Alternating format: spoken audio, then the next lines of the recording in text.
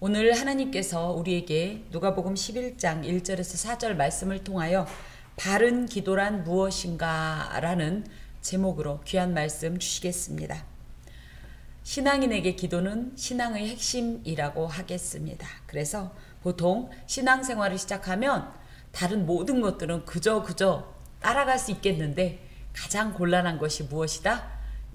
기도예요. 그래서 뭐라고 기도해야 될지 모르겠어요. 이렇게 얘기를 많이 하죠. 그럼 이제 일반적으로 이렇게 얘기하죠. 그냥 하세요. 그런데 사실은 우리가 기도의 대상으로 삼는 분이 누굽니까? 하나님이란 말이죠. 우리가 일반적으로 우리보다 지위가 높거나 어떤 분을 만날 때는 어떻지? 기본적으로 예전이라는 게 있어요. 그분을 만나면 어떻게 하십시오. 하물며 하나님을 배울 때 그 하나님과 대화할 때 기본적으로 기도의 원리나 어떤 그분을 대하는 기본적인 예전은 배워야 하지 않겠는가 그런 생각이 듭니다. 그래서 오늘 예수님께서 주시는 귀한 모범, 기도의 모범을 배우기로 하는데 특별히 누가복음에는 기도에 대한 귀한 교훈이 13절까지 기록되어 있습니다. 그래서 그 중에서 어떻게 기도하는 것이냐라는 이 기도의 방법도 있고 또 어떤 것이 기도냐라는 기도의 정의도 있고 또 기도의 원리 등이 있는데 오늘 말씀을 통하여서 우리가 귀한 가르침을 받고자 합니다. 1절 보면 예수께서 한 곳에서 기도하시고 마치심에 이 한 곳이라 하는 것은 정해진 어떤 곳이기보다는 예수님은 어느 곳에 가시든지 항상 기도하시던 분이었다. 이것이 맞습니다. 특별히 기도하셨다라는 표현은 어느 한때 또 특정한 날 또 위기의 때만 기도한 것이 아니라 거의 매일 식사하시는 것처럼 습관처럼 그렇게 기도의 삶을 사셨다라고 성경에 여러 곳에 기록되어 있는데 그래서 예수님의 기도의 모습은 예수님의 공생애적 삶의 특징이라 해도 과언이 아니고 특히 누가복음은 기도와 성령에 관한 이야기를 굉장히 주된 키워드로 삼아서 기록한다 할 때 예수님께서 기도하시는 모습은 우리에게 큰 교훈이 되기도 하고 이 저자인 누가도 예수님은 이처럼 기도하는 분이셨다라는 것을 많이 강조합니다. 그런 의미에서 예수님은 왜 기도하셨을까요? 대체 기도가 뭐길? 기도는 뭐라고 배워요? 우리 보통? 하나님의 뜻을 구하는 거? 좋습니다. 일단 쉽게 얘기하면 뭐예요? 하나님하고 얘기하는 거. 하나님과의 대화. 그렇죠? 또 그래서 이 예수님께서 매일 기도하셨던 걸 생각한다면 그래서 뭐라 그래? 기도는 영혼의 호흡이다. 그죠? 숨 쉬는 것처럼 밥 먹는 것보다도 더 많이 하는 게 뭐예요? 숨쉬기 운동이죠. 그래서 기도는 영혼의 호흡이다. 그러므로 나아가 이야기한다면 기도하지 않는 자는 결국은 그 영이 어떻게 된 거다 지금? 숨 못 쉬면 죽는 거예요.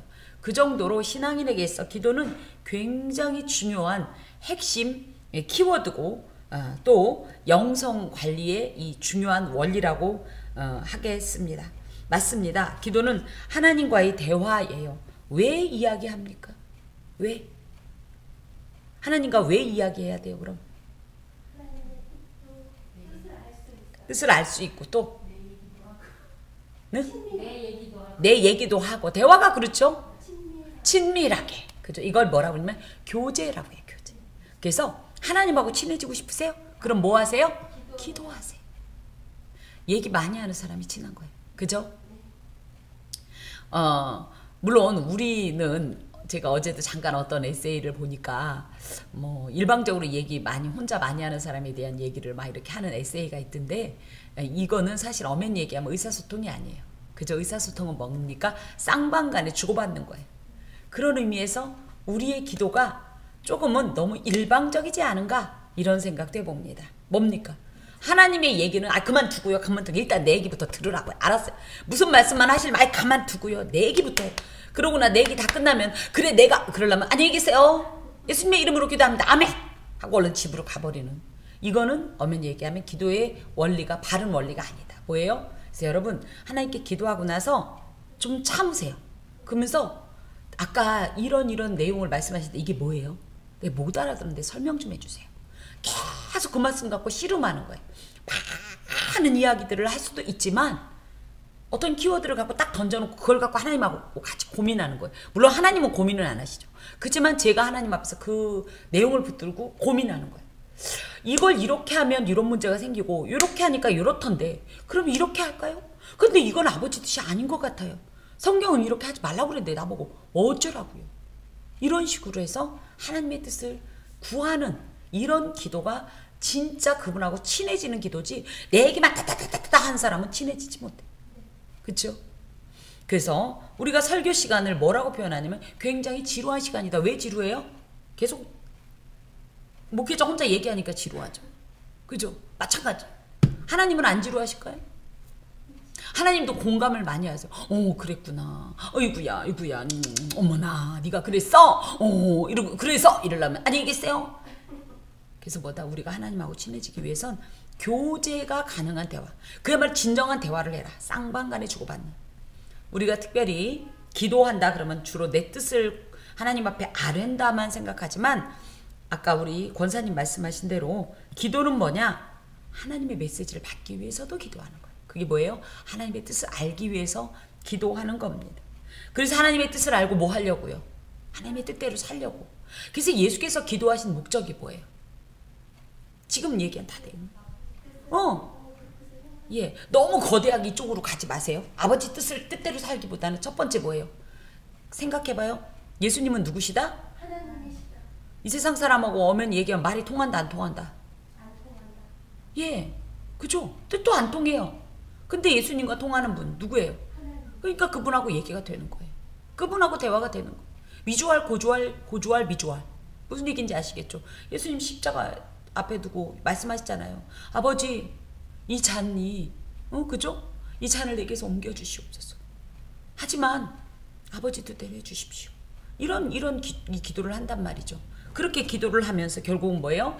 내가 여기 안에서 살아가면서 성육신적 삶 속에서 일어나는 수많은 일들도 이미 아시지만 하나님 다 아시니까 끝 아니고요. 이미 아시지만 그 내용을 분명히 말씀드렸을 거고, 그죠? 또 그 내용 중에 지혜가 뭐 부족해서는 아니지만 하나님께서 또 메시지를 주셨을 거고, 그 안에 하나님의 뜻이 계시니까 그 뜻을 붙잡아 가면서 그 뜻대로 이루기 위해서 기도하셨죠. 그러니까 이분이 영적으로 뭐예요? 다운되는 적이 없는 거예요, 예수님은. 그래서 영적으로 다운되지 않길 원한다면 뭐해라? 지속적으로 하나님과 대화, 교제하십시오. 내 얘기도 하지만 그분의 얘기를 들으십시오. 어떤 분이 그래요. 도무지 못 듣겠어요. 그런데 기도의 모든 응답은 이미 내려와 있어요. 뭘로? 말씀으로. 이 말씀을 하면 이 말씀 속에 해답을 많이 찾게 됩니다. 그래서 어떤 하나님께서 말씀을 해주셨을 때 저 먼데 바다 끝에 하늘 꼭대기에 있는 게 아니에요. 이미 우리가 받은 이 말씀 속에서 그 말씀 속에서 응답을 참 많이 하십니다. 그 말씀이 떠오를 때도 있고 또 우연히 그 말씀을 읽었더니 이게 이거구나 할 수도 있고. 그래서 실제로 이 히브리 사람들, 유대인들은요, 기도 그럼 우리처럼 그저 막 무슨 시간 내 가지고 예전부터 뭐 두 눈을 꼭 감고 뭐 무릎 꿇고 두 손 모으고 이런 것보다는 말씀이 이미 하나님의 메시지이기 때문에 말씀을 읽는 것도 기도라고 생각했어요. 그래서 기도가 정이 안 터지면요, 하나님의 말씀을 쭉 읽으세요. 소리 내서 읽고 또 이게 무슨 뜻이에요? 라고 묻기도 하고 이러면서 하나님과 대화를 즐기세요.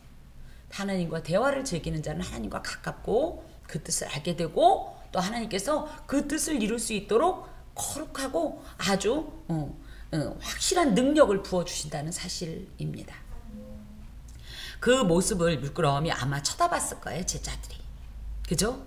예수께서 한 곳에서 기도하시고 마치시면, 그러니까 계속 예수님은 어디만 가면 기도하시는 거예요. 근데 그게 기도하면서 하나님 잘 도착했어요. 하여튼 모든 일 하여튼 알아서 해주시고 예수님의 이름으로, 이거 아니잖아요. 그러니까는 한번 얘기를 하면 이런저런 얘기를 하니까 제자들은 뭐 하고 있겠어요? 옆에서 계속 쳐다보고 계셨겠죠? 있었겠죠? 뭔 얘기를 저렇게 하나? 그죠? 어찌 보면 이 제자들은 아직 기도 훈련이 안 된 상태인 거예요. 그래서 그 기도하는 예수님을 물끄러미 쳐다보다가 제자 중에 하나가 이런 얘기를 합니다. 주여, 요한이 자기 제자들에게 기도를 가르친 것과 같이 우리에게도 가르쳐 주옵소서. 예수님께서 기도하시는 모습을 보니까 부러웠던 거예요. 그러니까 나도 기도하고 싶어요. 나도 좀 기도 좀 할 수 있게 도와주세요. 그런데 이게 특별히 요한이 자기 제자들에게 기도를 가르친 것과 같이 라는 표현은 그 당시에 랍비를 중심으로 한 그 자기의 문화생들에게 행했던 어떤 관습을 빗대어서 우리도 그들처럼 해달라는 이런 뜻을 갖고 있어요. 그 당시엔 랍비들은 자신들의 제자들에게 기도를 가르쳐 주었어요. 그래서 그 제자들이 기도를 하면 사람들이 아하 저 사람은 샴마입하구나. 아, 저 사람은 힐렙하구나. 이런 식으로 자기만의 기도를 가르쳐 줬고 특색 있게. 그래서 많은 사람들이 들으면 사람이 어디에 속했는지 뿐만 아니라 같이 기도하는 우리도 그렇죠. 동해물과 백두 이러면 누구예요? 우리가 대한민국 국민이죠. 네. 무슨 얘기인지 아시겠죠? 그런 것처럼 어떤 그 공동체적 기도를 하면 아는 사람이 따라갈 거 아니에요. 그러면 자기들끼리 똘똘 뭉치는 이런 공동체의 결속력을 강화시키기 위한 그런 목적으로 기도를 가르쳐 줬어요. 그리고 그 기도를 습관적으로 규칙적으로 계속 반복하게. 그래서 우리도 뭐예요? 하늘에 계신 우리 아버지 이러면 다 쫓아하잖아요. 이런 식으로 했단 말이죠. 그래서 제자들이 이렇게 얘기한 건 나도 기도하고 싶다라는 표현 안에는 뭐예요? 우리도 예수당에 맞게 예수 공동체에 맞게 특색 있고 우리만의 기도를 좀 해봅시다. 이런 뜻입니다. 그런데 예수님께서 가르쳐 주신 기도는 어떻게 보면 독특하긴 하지만 예수님 공동체만의 특색 있는 기도를 하려고 이 기도의 어떤 모범을 제시했다기보다는 원래 기도는 이렇게 하는 것이다 라고 가르쳐 주시는 것인데 그래서 예수께서 가르쳐 주신 이 소위 말하는 주의 기도문은 가장 이상적인 어떤 기도의 모형이라고 하겠습니다. 그래서 첫 번째, 무엇을 위해 기도할 것인가? 또 어떻게, 즉 기도의 태도, 어떻게 기도할 것인가를 교훈하는 그런 내용이 되겠습니다. 자 봅시다. 예수께서 이르시되 너희는 기도할 때 이렇게 하라. 근데 여기는 너희는 기도할 때 이렇게 하라 이거지만 원어상에는 기도하라 이런 뜻이에요. 그래서 호탄 프로슈 스테 말도 어렵네. 이 뜻은 뭐냐면 기도하라 라는 말이 계속 기도하라는 뜻을 갖고 있고 기도할 때마다 계속 이렇게 기도해라. 반복적으로 지속적으로 이렇게 기도하라 이런 뜻이에요. 그랬더니 이 말을 요즘은 어떻게 받아들이냐면 아하 그러니까 기도할 때마다 이걸 반복적으로 기도하면 뭔가 일이 난다는 뜻이지. 그래서 뭘 해요? 주기도문 만번운동 이 얘기가 아니에요. 예수님께서 이것을 반복적으로 지속적으로 하라는 것이 단순히 그냥 반복적으로 횟수만 채우면서 암송하는 식의 기도를 하라는 것이 아니라 이 정신, 주기도문의 정신과 의미를 되새기면서 반복하고 지속하라는 뜻을 가지고 있어요. 그래서 우리가 항상 기도할 때 기도의 모범인 주의 기도에서 구하는 이 내용들이 우리 기도에 포함되어야 한다라는 사실이죠. 근데 공동체의 기도를 할 때는 뭐 나라 민족을 위해서도 기도하고 모두 기도할 수 있지만 나를 위해 내가 개인적으로 기도할 땐 필요 없는 거 아니에요? 아니요.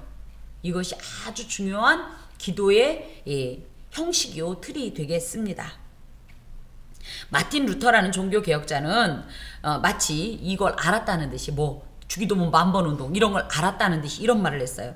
이런 주님의 참된 기도 정신을 망각한 많은 사람들로 인해서 주의 기도가 최대의 순교자가 되었다. 결국은 주의 기도를 우리가 알고 있지만 이 기도의 정신과 형식과 그 목적과 이 모든 것을 다 잃어버린 상태가 됐다. 이렇게 얘기한 게 벌써 500년 전 얘기라는 거예요. 그러니까 지금은 오죽하겠어요. 그래서 우리가 이번 참을 통해서 무엇을 먼저 기도해야 되고 무엇이 중요한가를 좀 생각하면서 다시 한번 바른 기도에 대한 교훈을 받고자 합니다. 자, 어떻게 기도하냐? 이렇게 기도하라. 아버지요 라고 해라. 그래서 제가 이렇게 드린 기도의 모범 가운데 제일 먼저가 뭐였어요? 아버지를 부른다. 그 대신 그걸 그냥 아버지 해도 되고요. 마태복음 6장에는 하늘에 계신 우리 아버지라고 되어 있고요. 그죠? 그래서 거기에는 내 신앙의 고백이 담긴 하나님에 대한 신앙의 고백이 들어가면 좋습니다. 그래서 뭐예요? 뭐 내가 하나님을 너무 사랑해요. 그럼 내가 사랑하는 하나님 아버지 해도 돼요. 무조건 우린 사랑 그럼 사랑이 많으신 아버지라고도 하지만 거꾸로 얘기하면 내가 정말 정말 좋아하는 하나님 아버지. 또 조금 이건 조금 다른 표현일 수 있지만 난 하나님하고 아직 뻘쭘해요. 어색해요. 예를 들어. 근데 기도는 해야겠어요. 그럼 뭐라고 하면 좋을까요? 내가 친해지고 싶은 하나님 아버지 해도 상관없어요. 아주 진실되게 하나님을 부르는 겁니다. 여기에 이 아버지라는 말은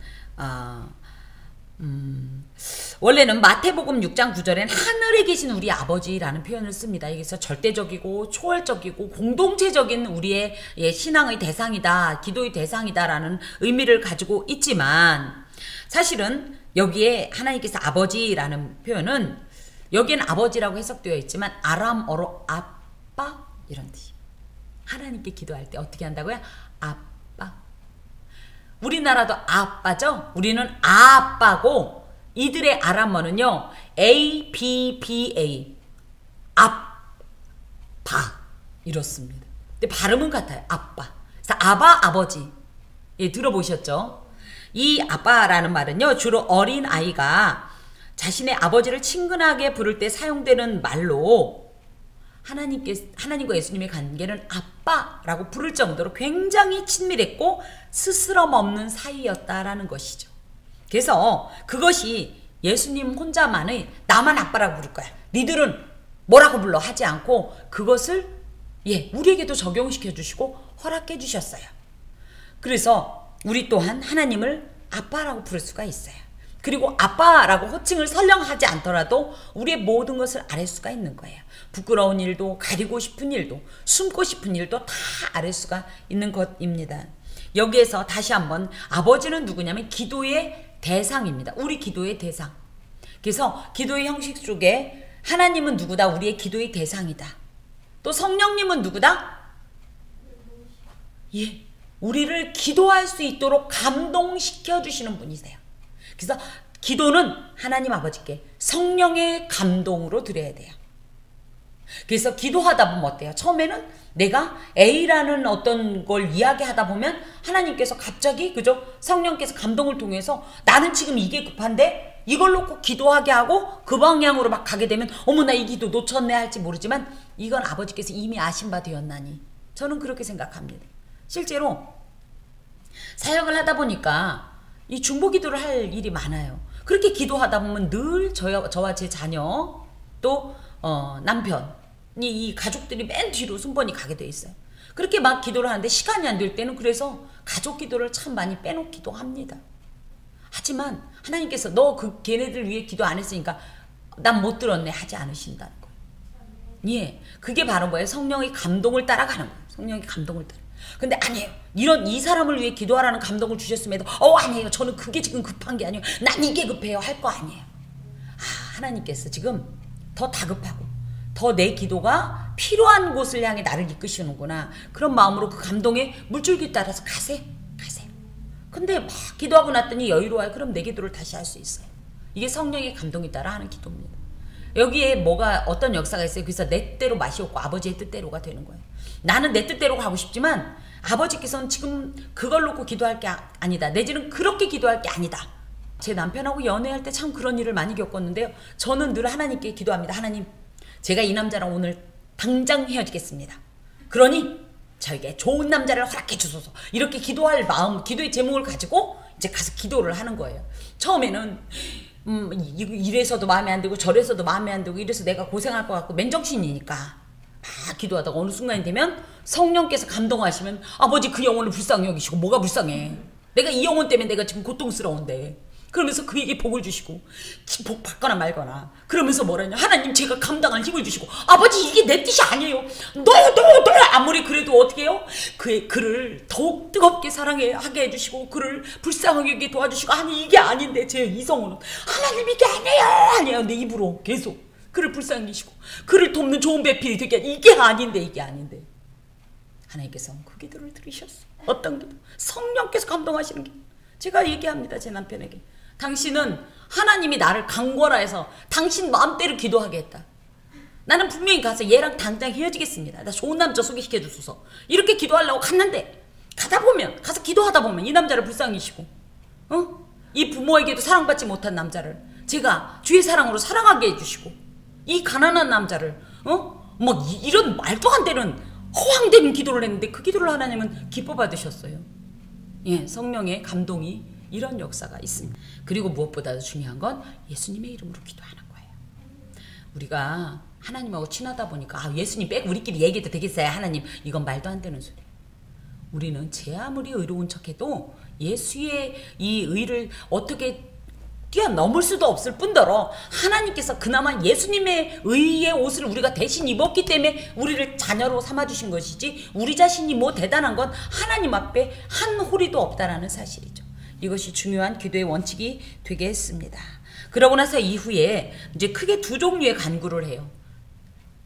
첫 번째 간구는 하나님과 즉 하늘과 관계되는 간구 두 가지를 하게 하고요. 또 두 번째는 인간 땅에서의 모든 삶과 관계되는 간구를 세 가지 하게 이렇게 모범을 주십니다.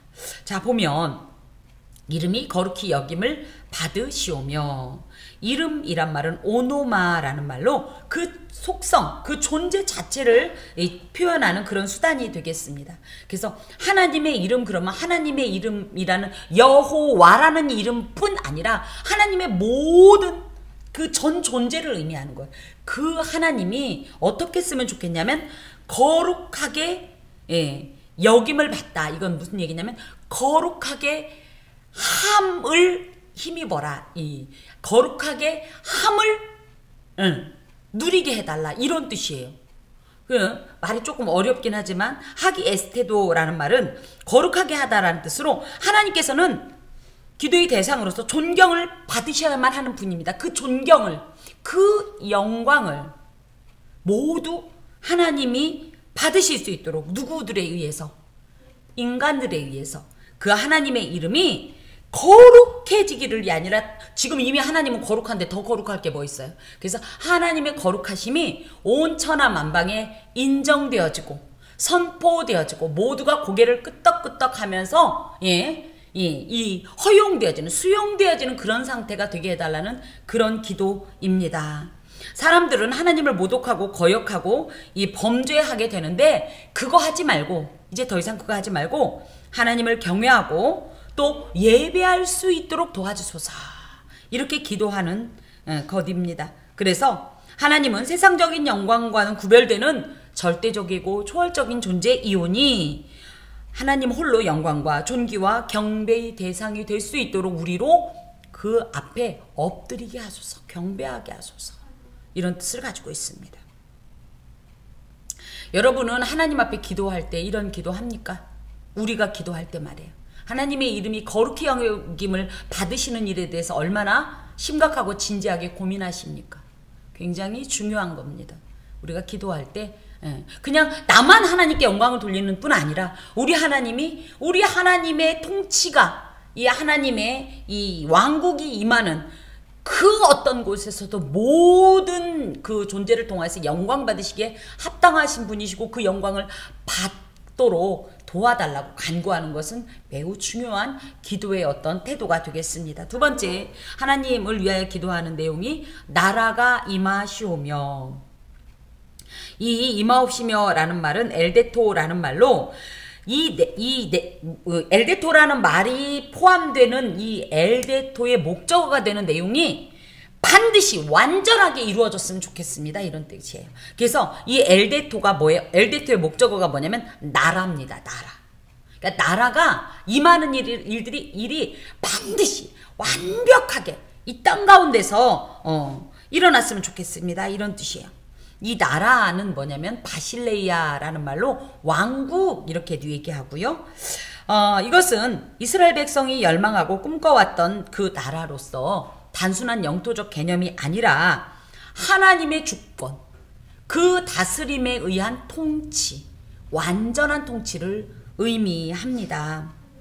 이것이 실질적으로 이 땅 가운데 가능할까요? 예. 사실은 하나님은 완전합니다만은 하나님께서 선물로 주신 자유의지를 가지고 인간들이 악하게 사용하므로 이게 지금 안 이루어지고 있는 거예요. 그렇지만 궁극적인 성도의 소망은 뭡니까? 하나님의 나라 아니겠습니까?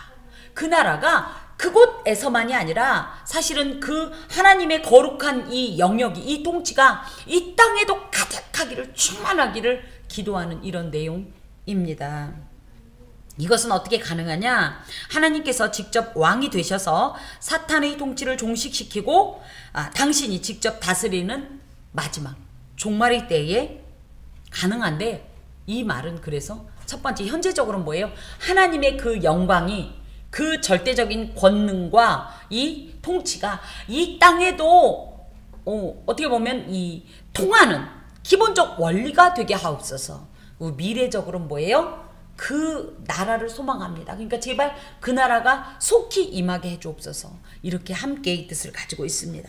마태복음 6장 10절에는 뜻이 하늘에서 이룬 것 같이 땅에서도 이루어지이다 라고 되어 있는데, 하나님의 다스림으로 하나님 나라의 원리와 하나님의 거룩한 뜻과 목적이 이 땅에서도 그대로 적용되기를.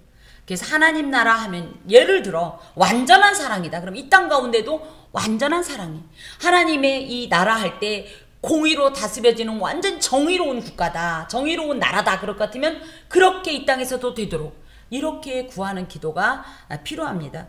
예. 여러분은 하나님 나라에 대한 소망이 어떻게, 지금은 어쩔 수 없고 그 나라에 가서만 누릴 생각이십니까? 아니면 그 나라가 선취되어져서 이 땅 가운데 그 나라의 역사가 지금도 이루어지길 소망하십니까?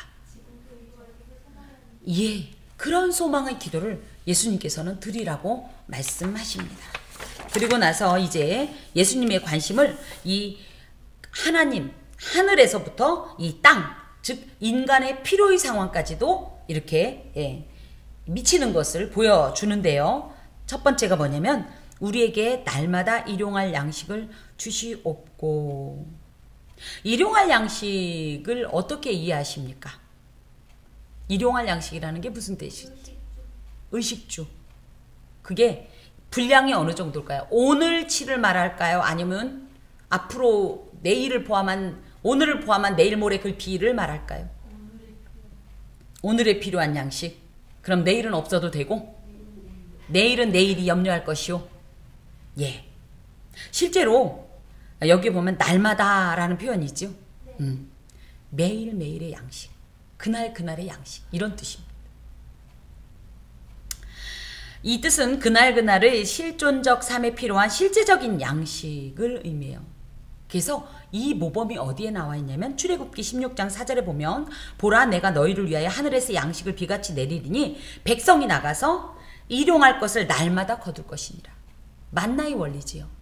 그리고 이 만나의 원리 두 번째는 뭐냐면 출애굽기 16장 18절에 보면 오멜로 되어본 즉 많이 거둔 자도 남음이 없고 적게 거둔 자도 부족함이 없이 각 사람은 먹을 만큼만 거두었더라. 이게 만나의 원리입니다. 그러니까 굳이 얘기하면 우리는 어때요? 오늘은 어떻게 지냈는데 내일은 어떻게 살까? 이게 큰 걱정이잖아요. 저도 마찬가지예요. 지금은 젊으니까 어떻게도 해보겠지만 나 나이 들면 어떡하지? 이 걱정을 되게 많이 합니다. 근데 생각해보면 또 어이는 없어요. 그때까지 산다는 보장을 누가 한다고 그래? 그죠? 20년, 30년 뒤를 생각하고 그 걱정을 할까? 그때 잘 먹고 잘 살기 위해서 지금 이렇게 노력하는 게 무슨 의미가 있나 싶은 게 모르잖아요. 하나님이 정한 때는 그때까지 안 갈 수도 있는데. 그래서 어찌 보면 예, 그냥 오늘 주신 은혜로 족한 줄을 알면 되는 거예요. 내일은 내일이 염려하는 게 맞아요. 근데 우리는 늘 그러죠. 오늘은 어떻게 갔는데, 이번 주는 어떻게 갔는데, 이달은 어떻게 갔는데, 올해는 어떻게 갔는데. 생각해보면 이거 어이가 없는 거예요. 거꾸로 어리석은 부자처럼 야, 내 영혼아, 오늘 먹고 내일도 즐기고, 이거하고 똑같은 거예요. 근데 어떻게 돼요? 야, 내가 오늘 네 영혼 데려갈 건데 내일 걱정을 뭐하라냐? 그 양식 네 거 아니야. 하나님께서 특히 그냥 우리에게 필요한 양식을 주시옵고 이렇게 했으면 좀 좋았을 텐데. 그럼 왜 굳이 이런 말씀을 하셨을까? 하나님이 뭐 일수 찍는 것도 아니고 그렇게 빈한가? 그래서 이렇게 조금씩 주시는 건가? 배급 주듯이? 그것보단 이것이 왜 이런 말씀을 주셨는가를 제가 어제 묵상했더니 마태복음 6장 21절과 24절에 이런 말씀이 있습니다. 내 보물 있는 그곳에는 내 마음도 있느니라. 너희가 하나님과 재물을 겸하여 섬기지 못하느니라. 무슨 얘기입니까? 오늘을 넘어서 내일, 내년, 언제 것까지 있으면 어떻게 돼요, 우리가? 무엇을 섬기게 돼 있어요? 하나님보다는 자꾸만 나의 지금 현실적인 보물에 마음이 기운다는 거예요. 그래서 확실히, 아니, 내일도 모레도 걱정 없이 먹고 살겠는데 뭐 그렇게 절박하겠어요? 안 그래요? 아니, 오늘 마지막 쌀을 씻는 마음과 곳간에 지금 쌀이 쌓여있는 상태에서 쌀을 씻는 마음이 같겠어요? 그만큼 하나님을 철저히 의지하는 삶을 살으라는 거예요. 자주. 하나님은 진하게 한번 만나는 게 아니에요. 찌끔찌끔씩이라도 자주 만나는 게 더 은혜예요. 예. 만나. 예수님, 하나님께서 어차피 내리는 거, 그 양 똑같이 내리는 거, 그죠? 일주일에 한 번만 시게 한번 내리고서, 그죠? 일주일 동안 배 두들기면 살면서 얼마나 좋겠어요. 그런데 이 원리에는 어떤 뜻이 있어요? 만나를 오늘 내렸는데 내일 내릴지 안 내릴지 아무도 몰라. 맞죠? 그거예요. 그러니까 어떻게 해요? 오늘 만나를 주어 오면서 내일도 만나를 주어야 사는데 내려주시겠지. 그러면서 어떤 마음이 들까요? 아이고 하나님, 내일도 먹고 살아야 되니까, 내 새끼 먹여야 되니까 만나를 내려주십시오. 그러면서 하늘을 계속 쳐다보고 있을 거 아니에요? 아침에 일어나서도 제일 먼저 드는 생각이 뭘까요? 만나 내렸나? 그쵸? 그러면서 계속 하나님과의 관계성을 갖는 거죠. 그러기 위해서 일용할 양식을 구하라는 말씀을 하신다라고 받았습니다. 말씀을. 자, 두 번째, 이 땅 가운데서 우리가 간구해야 될 내용 두 번째, 우리가 우리에게 죄 지은 모든 사람을 용서하오니 우리 죄도 사하여 주시옵고. 하나님께 우리가 용서받을 일이 참 많아요. 맞죠? 그런데 우리를 용서해달라고 간구하려면 먼저 무엇이 선행되어야 한다?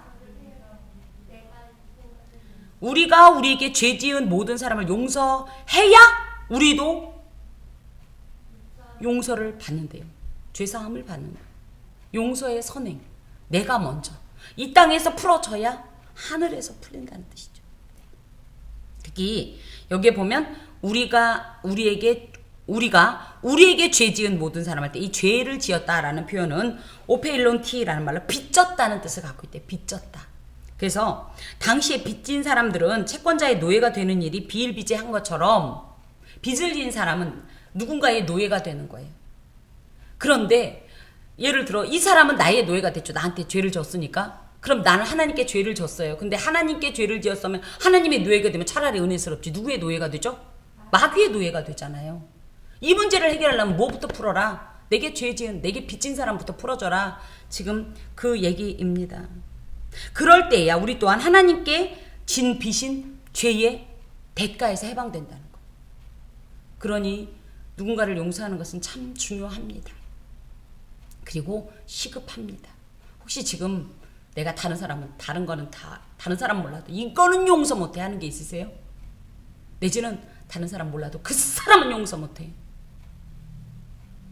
생각날 수도 있어요. 저는 아직은 지금 급해서 그런지 딱히는 떠오르지 않지만 분명히 있을 거예요. 제가 굉장히 꽁한 성격이 있거든요. 빨리 풀어야 되겠어요. 그래야 제가 하나님께 용서를 받지요. 자, 여기에는 특히 우리에게 죄 지은 모든 사람을 용서하오니 우리 죄도 사하여 주시옵고 해서 용서하다. 우리도 용서해달라. 이 뜻은요. 한 번만 해달라는 게 아니야. 계속적으로 나의 죄를 용서해 주소서. 매번 반복적으로 용서해 주소서. 그러기 위해서 나도 또 어떻게 한다는 거야. 누군가를 계속적으로 용서하겠습니다. 반복적으로 그 사람이 100번 잘못했어도 용서하겠습니다. 쉽지는 않죠. 하지만 이런 어떤 마음으로 하나님 앞에 죄사함을 구하라는 뜻입니다. 또 세 번째, 우리를 시험에 들게 하지 마시옵소서. 시험은요, 페이라스모스라는 말로 사람을 죄짓게 만드는 유혹이에요. 이것은 예수의 제자들로 하여금 믿음과 거룩함으로부터 벗어나 타락하도록 만드는 외적, 내적 유혹거리들입니다. 맞아요. 시험은 그런 거예요. 템테이션. 근데 그걸 들게 하지 마옵소서 할 때 들게라는 말은요, 에이세넨케스라는 말로 시험을 당하지 말게 해소서가 아니에요. 무슨 뜻이냐면 시험을 당해도 굴복하지 않게 해주소서. 그러니까 예수 믿는 사람이 늘 말씀드리지만 늘 평탄한 게 아니에요. 똑같이 시험 당한다니까요. 아니. 도리어 우는 사자처럼 두루 다니며 삼킬 자를 찾는 사탄은요. 모두를 시험하는 중에 특히 뱀이 살아있는 짐승만 삼키듯이 살아있는 영혼들을 주된 공략의 어떤 이 대상으로 삼는다는 사실이에요. 그러다 보니까 그리스도인들에게 주어지는 시험은요. 더 어려워. 더 끈질기고요. 더 집요하고요. 더 험난하다라는 얘기죠. 근데 그때 넘어지면 어떻게 되는 거예요? 우리가 시험에 드는 거예요. 그래서 하나님을 믿고 하나님의 거룩함으로부터 벗어나서 타락하도록 만드는 수많은 유혹거리들을 정신 바짝 차리고 그 누구보다도 민감하게 정말 마치 칼날이 쪼개듯이 아주 영적 민감함을 가지고 우리나라 사람들은 근데 대부분이 어때요? 다른 사람에 대해서 민감하고 나에 대해서 너무 여유롭고 그죠? 반대가 돼야 돼요. 사실 반대가. 내 눈에는 들보 있고 다른 사람 눈에는 뭐 있는데 그 꼴을 못 보고 그래서 그런 우리를 위해서 예수님께서는 요한복음 17장 15절에 이런 말씀 주십니다. 하나님께 드리던 대제사장적 기도인데요. 내가 비옵는 것은 그들을 세상에서 데려가시기를 위함이 아니요 다만 악에 빠지지 않게 보전하시기를 위함이니이다. 오죽하면 예수께서 이제 이 지상사역을 마치시고 승천하실 기약이 가까워 왔을 때 우리 남겨진 당신의 제자들, 당신의 사랑하는 자녀들을 놓고 기도한 것이 무엇이다? 악에 빠지지 않게 보전해 주옵소서. 이런 기도였다. 오죽한. 지금도 예수님께서 우리를 위해 기도하는 내용이 뭐겠어요? 그거예요. 하나님 넘어지지 않게 도와주소서. 실족하지 않게 붙잡아 주시옵소서. 그러므로 우리 또한 주님께서 가르쳐 주신 기도대로 그 시험에 스스로의 의지로 굴복하거나 외부적 힘에 의해 끌려가지 않게 되기를 위해서 엄청나게 몸부림치면서 말씀에 거하고 하나님의 약속을 붙잡는 그런 삶을 살아야 하겠습니다. 자, 주님께서 제자들에게 가르쳐 주신 기도는 크게 몇 가지로 나눈다고요? 두 가지. 첫 번째 누구를 위한? 하나님을 위한, 하늘과 관계된, 영적인 일과 관계된 신령한 기도. 그리고 또 한 가지는 뭐라고요? 사람, 땅의 필요를 위한 기도. 여러분 이 두 가지를 기도할 때 반드시 챙기십니까? 하나님의 나라가 임하지 않음에 대해서 애통해 하십니까? 아버지의 이름이 거룩히 여김을 받지 않음에 대해서 가슴 치면서 눈물 흘려 보십니까? 이것이 좀 우리가 회복이 돼야 되겠어요. 우리는 주로 보면 일용할 양식 때문에 울고불고 용서 못하고 이게 죄사함도 필요 없어. 지금 시험에 빠지는 것도 필요 없어. 우리가 너무 이 크게 5가지 기도 제목이라고 할 때 일용할 양식에 너무 매이는 것이 아닌가. 저를 포함해서 우리의 기도에 어떤 이런 이 분야가 좀 확장이 돼야 되고요. 그래서 하나님의 영광과 그 나라에 관한 것을 먼저 구해야 되고 그것도 애통할 일입니다. 단지 나의 필요만을 구하기에 급급한 이기적인 기도는 결코 예수께서 바라시고 예수께서 가르쳐 주신 기도의 모형이 아니라는 사실이죠. 참 성도라면 적어도 이방인과 같이 하나님의 영광과 그 나라와는 무관한 자기 자신의 목적만을 위해서 하나님을 수단화하는 기도를 드리면 안 돼요. 먼저 무엇을? 하나님의 영광과 하나님의 나라를 위한 기도. 그래서 지금 나의 어떠함이 그 하나님의 영광과 하나님의 나라와 어떤 지금 관련성 속에 있는가를 고민할 필요가 있어요. 그래서 나의 삶이 하나님 앞에 하나님의 영광을 온전히 드러내지 못하고 하나님이 거룩히 여김을 받게 하지 못하고 나의 삶 때문에 하나님의 나라가 임하는 것이 오히려 회방이 되는 것에 대해서 애통할 필요가 있다는 얘기죠. 그걸 갖다가 내가 가난해서 이런 뜻이 아니라 나의 바르지 못한 삶 때문에 이런 애통이 필요합니다. 근데 우리가 우는 이유는 뭐예요? 어찌됐든 양식이 없어서. 근데 오늘은 어떻게 먹고 살았는데 내일 어떻게 먹고 사나 그 걱정 때문에 우는 거 아닙니까? 자, 그래서 이제 조금 정리를 해봅니다. 응답받는 기도. 우리 다 응답받고 싶죠? 어떤 기도가 응답받냐? 바른 기도가 응답받는다. 그 바른 응답받는 기도에는 크게 원리가 세 가지가 있는데, 첫 번째, 하나님의 마음을 움직이며 하나님을 기쁘시게 하는 기도를 드려라. 하나님의 마음을 움직이는 기도가 뭘까요? 굶어 죽겠다고 그냥 금식하는 기도? 땡깡 쓰는 기도? 응? 돈 바치면서 자 1,000만 원 받고 이 닦으면 안 돼요, 이런 기도? 협박하는 기도? 무엇이 하나님을 기쁘시게 하는 기도일까요?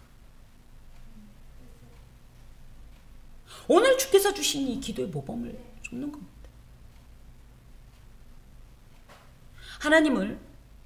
하나님의 마음을 움직이며 기쁘시게 하는 기도를 드리세요. 이것이 바른 기도고, 이런 기도를 드릴 때 응답됩니다. 제가 말씀드렸죠? 하나님께 하나님 돈 좀 주세요.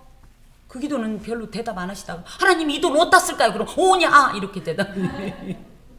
여러분도 한번 그런 기도 해보세요. 하나님 10,000원 있는데 이거 어디다 쓸까요? 하나님 즉각 응답 주세요. 세상에 즉각 그렇게 빨리 응답하실 수가 없다니까요.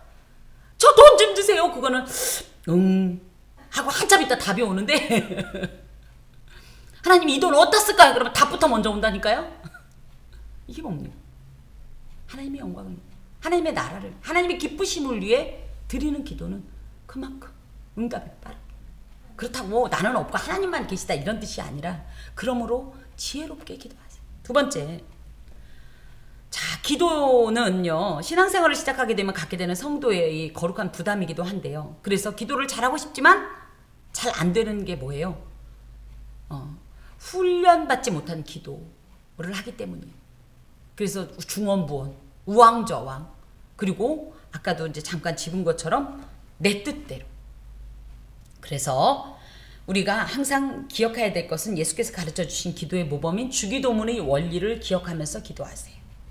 그리고 한 가지 더는 하나님의 말씀을 근거로 하여서 기도를 드리면 이 말씀이 이미 하나님의 답이었기 때문에 여기서 지혜도 있고 분별력도 있고, 또 하나님의 약속 때문에 하나님 나는 믿음이 없사오나 내가 믿음으로 행하겠나이다 이렇게 해가면서 할 수 있어요. 그래서 기도 훈련을 자꾸 받으세요.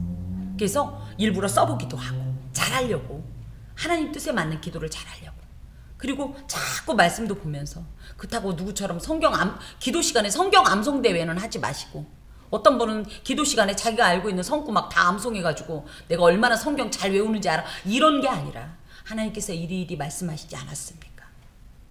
그런데 이런 행동을 했으니 죄송합니다. 잘못했습니다. 내지는 하나님께서 이런 말씀을 주셔서 이렇게 했습니다. 하나님 영광 받옵소서. 이런 식의 기도 훈련이 필요합니다. 세 번째, 예수께서 그러하셨듯이 기도는요, 성도의 일상이 되어야 해요. 양식이 되어야 해요. 호흡이 되어야 해요. 성도의 가장 중요한 신앙의 요소가 기도이기에 그것이 삶이 되고 일상이 되도록 끊임없이 기도하면서 하나님과 교제하도록, 아예 이 기도가 예수님처럼 그냥 일상, 그냥 눈만 감으면, 아니 어디만 가면, 무엇만 하면, 아니 시간만 나면, 아니 시간이 안 나도 계속 기도하는 습관을 들이세요. 그 장소가 어디든지 상관없어요. 그 시간이 어디든지 상관없어요. 여러분, 한 가지 좀 궁금하지 않으세요? 저 목사가 맨날 운전하고 다니면서 언제 기도한다고 저러나? 언제 기도할까요? 사실이에요. 그럼 눈 감고 기도할까요? 그러면 진짜 잘못됐죠. 눈 뜨고 이렇게 이제 생각합니다. 새벽에 이렇게 움직이면서 오늘 이런 일이 있는데 하나님 막 이러면서 막 거기서 막 소리도 냈다가 막 터널 속에서 막 네가 시끄럽냐 내가 시끄럽냐 막 소리도 냈다가 막 생각나면 찬송도 했다가 오면서도 피곤하고 졸릴 때 하나님 너무 졸린데요.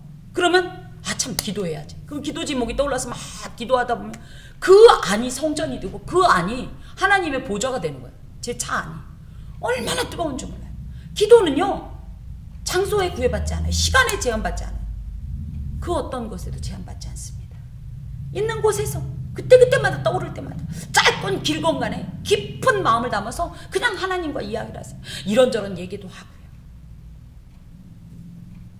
여러분께서 아까도 말씀드린 것처럼 기도 응답을 받기로 원하신다면 바른 기도를 하셔야 됩니다. 그 바른 기도, 이 사실을 잘 기억하시고, 특히 그 기도의 모범이 되는 주님께서 가르쳐 주신 기도를 기억하면서 기도하다 보면 우리가 기도를 통해서 신앙이 성장하고요. 또 성숙해집니다. 이루어집니다. 그래서 여러분께서 지금보다 기도의 수준이 높아지고 보다 성숙된 기도, 또 하나님의 임재 안에 들어가는 기도, 하나님의 보좌를 흔드는 기도를 하고, 그로 인하여서 하나님의 각양, 보배롭고 귀한 은총을 힘입는 귀한 권속들이 되시길 간절히 축복합니다. 기도하겠습니다. 하나님 감사합니다. 하나님 그냥 막 이런 얘기하고 저런 얘기하고 참 좋은데요. 그러다 보면 너무 1차원적이기도 하고 저의 일용할 양식이나 저의 아주 이 단편적인 생각이 사로잡힐 때가 많은데, 우리가 기억할 것은 주께서 가르쳐 주신 귀한 기도의 모범입니다. 주의 이름이 거룩히 여김을 받으시고 또 하나님의 나라가 속히 임하시며 이곳에 지금도 임하시고 영원히 그 통치가 이 땅 가운데 충만하고 풍성하시기를 구하게 하시고, 또한 우리의 필요를 놓고 기도할 때도 치우치지 말고 우리의 영적, 육적인 모든 필요를 하나님 앞에 간구할 때에 귀한 응답의 역사를 경험할 수 있도록 도와주옵소서. 참으로 주님과 동행하는 귀한 기도의 걸음 가운데 하나님의 음성이, 또 하나님의 인도하심이, 하나님의 위로의 손길과 그 동정의 눈빛이 늘 우리와 동행하실 것을 확신하나이다. 주여 우리에게 기도의 능력과 감동을 주시옵소서, 마음을 주시옵소서. 귀한 것들이 습관되게 하시고 일상이 되게 하시고 호흡되게 하셔서 하나님과 아주 내밀한 복된 관계 이루게 하옵소서. 예수 그리스도의 이름으로 기도하오며 주 예수 그리스도의 은혜와 하나님의 사랑과 성령의 교통하심이 은총을 입은 함께하는 교회의 모든 권속과 그 삶에 영원히 함께 하옵시기를 간절히 축원하옵나이다. 아멘.